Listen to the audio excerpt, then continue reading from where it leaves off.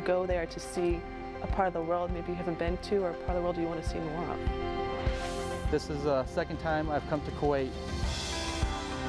Is it challenging? Absolutely. Is it demanding? Absolutely. Is it rewarding? Unbelievably. We were out here in the middle of nowhere, and it was just like brother and sister. We were such, like a family there.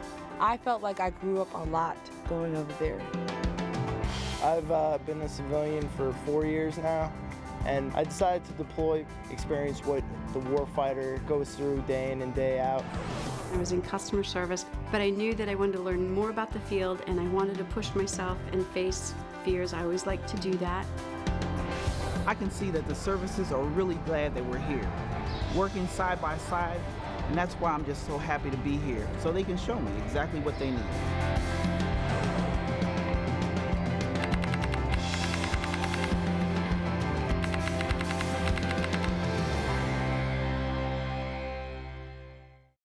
When I signed on, I agreed to become an EE deployable to go worldwide at any given moment's notice as a member of DLA in support of the warfighter. A DLA support team, or DST, is, in its simplest terms, a group of DLA employees, subject matter experts from the various DLA field activities that are deployed to a forward location to provide on-site, face-to-face direct support to warfighters.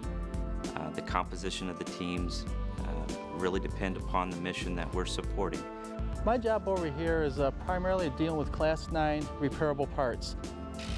What they do primarily is fix all the vehicles, the heavy equipment vehicles, any kind of transportation vehicle required to help support the mission over here, from troops to material. I was an administrative officer and mobility specialist. I would track how many people were coming in and out of Afghanistan. I would do trucking, host nation trucking requests for our DLA disposition services if they needed to move equipment from one part of Afghanistan to another. And I'd also help their expeditionary team with transportation. Right now we're at the 1058 Convoy Security Command Maintenance Facility. And what I do is expedite any critical parts that they may have to get them in there at the right time, identify any issues or concerns that may have to do with the forecasting of an item, and making sure that the whole supply chain process goes as smoothly as possible. I designed disposal solutions for all the customers that are basically outside of the garrison. The director came to me from contingency and said, I would like you to go to Afghanistan for us and set up a facility. We didn't have a presence in Afghanistan, and I want you to go there and set up a facility and work with the embassy and the Afghanistan government to negotiate sales agreements so we could actually sell within Afghanistan. It was so exciting and it was so scary. I traveled to Kabul, traveled to Kandahar, all of that, and set up the facility in Bagram, and it was wonderful. I'm a supply expediter for theater provided equipment refurbishment, and it's a refurbishment of Humvees and other tactical vehicles. I really got to understand how DLA supports the warfighter.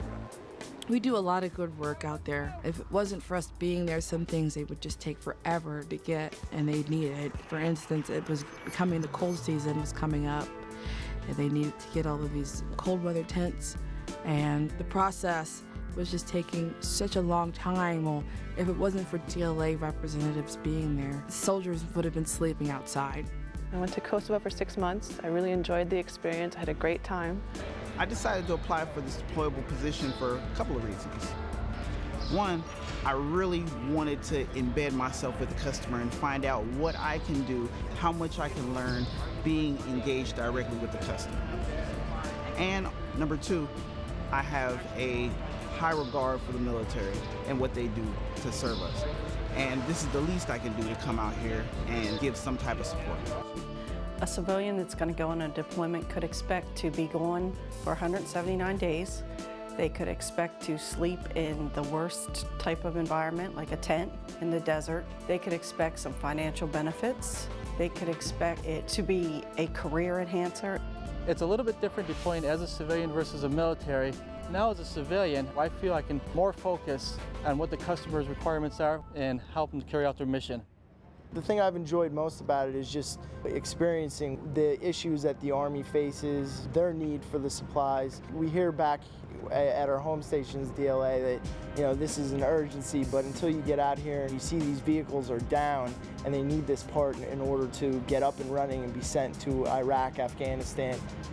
I got to sit with my customer. That's the first time I've ever directly worked with my customer in their location, and that was an incredible experience. I receive customer inquiries about their parts, how to get them here sooner. If there's any problems in the system, I communicate with them via email, telephone, and or go to their meetings in person.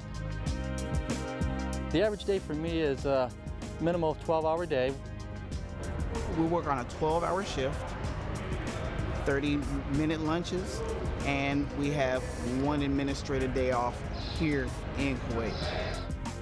The experience that you gain is certainly unparalleled to anything that you could get back here. From a monetary perspective, you can earn a maximum up to 40 hours per week and overtime, and also up to 70% of your base salary for a period of 6 months. We wore uniforms, desert uniforms. We wore them mainly because specific units asked for civilians to wear uniforms. Some of the living conditions people may encounter coming over here, you can range from everything from a tent city to a multi-person hardened shelter like an open bay but subdivided by closed dressers and stuff like that.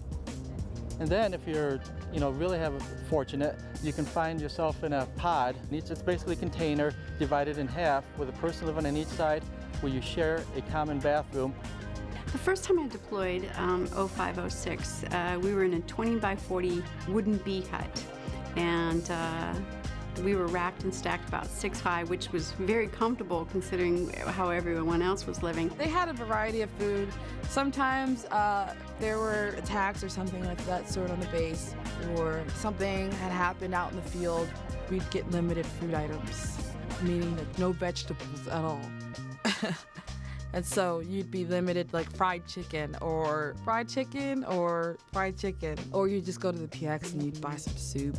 We lived in Connex boxes. They were, the best living conditions that you could have, I think, in Afghanistan altogether, because when I went to Kandahar, I stayed in an open bay with 50 other women. And so I was like, take me back to Bagram.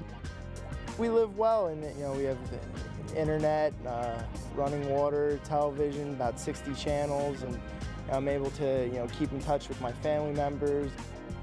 Also, just 5-minute walk away, we have the dining facility, PX, and any other fast food place you can want. It's a great opportunity. Their financial rewards, their personal rewards. There was hazard pay involved, so there was money, there was overtime. We expect the civilians on the DLA support teams to work really hard, obviously, but more importantly, to train the warfighters that they're there. We don't want people to go there to simply do the warfighter's work for them.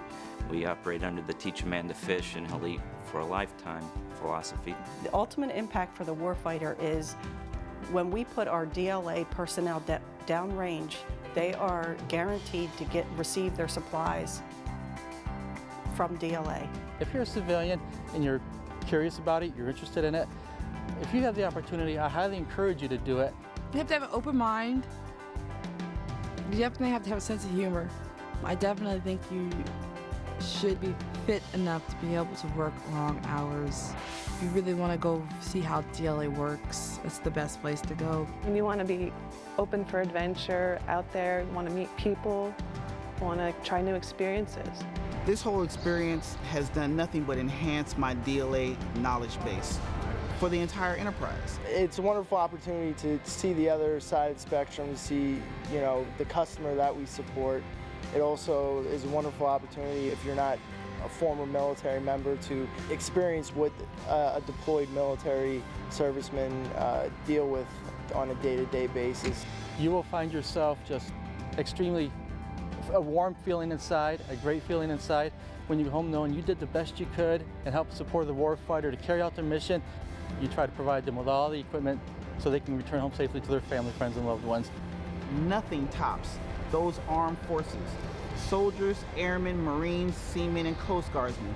When they give you that thanks face to face on what you did to help support their mission, getting them that right item at the right place, price, time, every time. I loved it. The war fighters are wonderful. You love dealing with them. You love being there for them and supporting them. You learn a lot about yourself. You come back as a changed person. I haven't seen one single person that's gone on deployment that hasn't learned about themselves or changed in some way. I'm considering doing it again. I'm in Kuwait right now. I'm considering going to, possibly Afghanistan.